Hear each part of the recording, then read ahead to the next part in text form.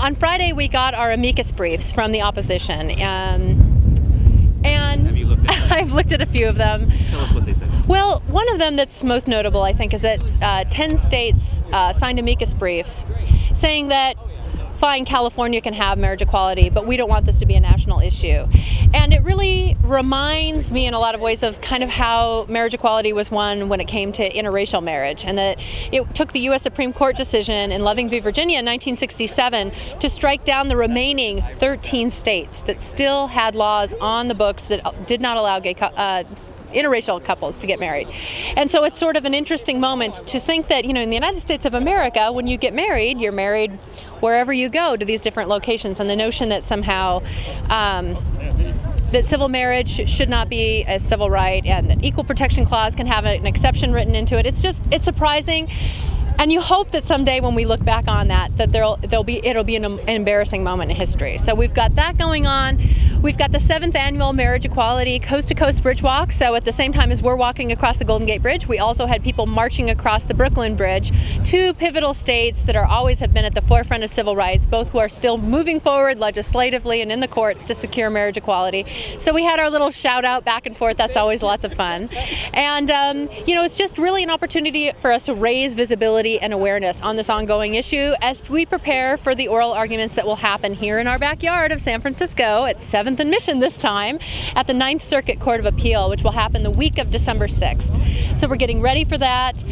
We're keeping this issue on the radar screen. We're keeping the local faces to the issue, speaking their truth. And again, that's what makes all the difference. And I think our advice this year was that for people to enjoy their life, to expand their circles, to include their straight allies, to build a bigger team as we move forward to equality.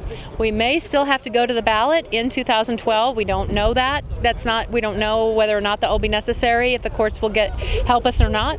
So we have to be prepared. We've got to do that educational work and be prepared for that to happen. Well, this is our first year that we've had a counter protester at the Bridgewalk. We had one person, and the bridge authorities do not let us wear anything other than a T-shirt because at any moment your banner could fly into a windshield. But one of their anti-gay opponents snuck through and had a sign that was behind us saying something, pretty unsupportive, shall we say. And I think to some extent his being there, again, it's his free speech right, although he should be compliant with the bridge rules, but it's his free speech right to do that. And I think to some extent he punctuates the issue, because people should say, do you want to stand for love and for equality and for happy couples, or do you want to stand for one lone person that may be unhappy in his life and holding the sign?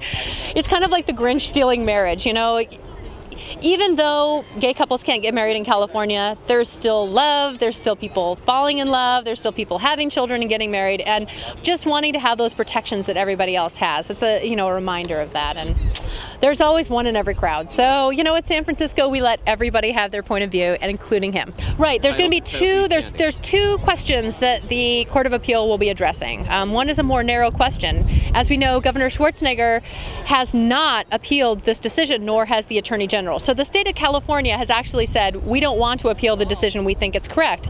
Prop 8 is unconstitutional. So now it's a question of whether interveners, sort of private litigants, can still maintain the lawsuit going forward or not.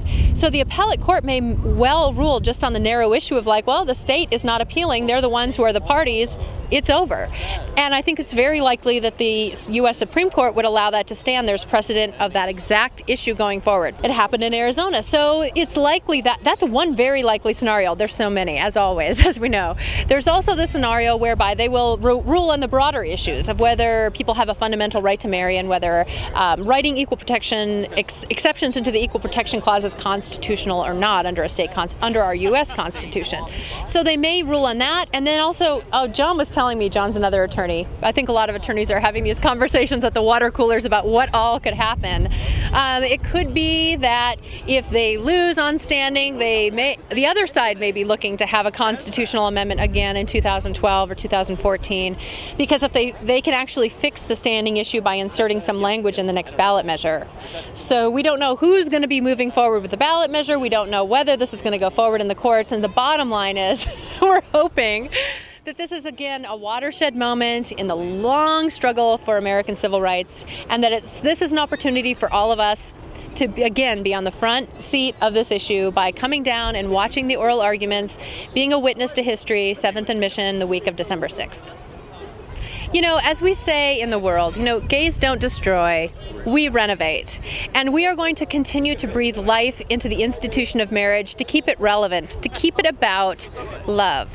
And you never, even if though the divorce rate is 50% in the heterosexual community, you know, marriage is about love, it's about equality, it's about fairness, and that's the same rights and that gay people want to have. We want to stand for love. We want to stand, you know, it doesn't always work, and that's okay. You know, people should be able to get divorced if they want to, because marriage is about love.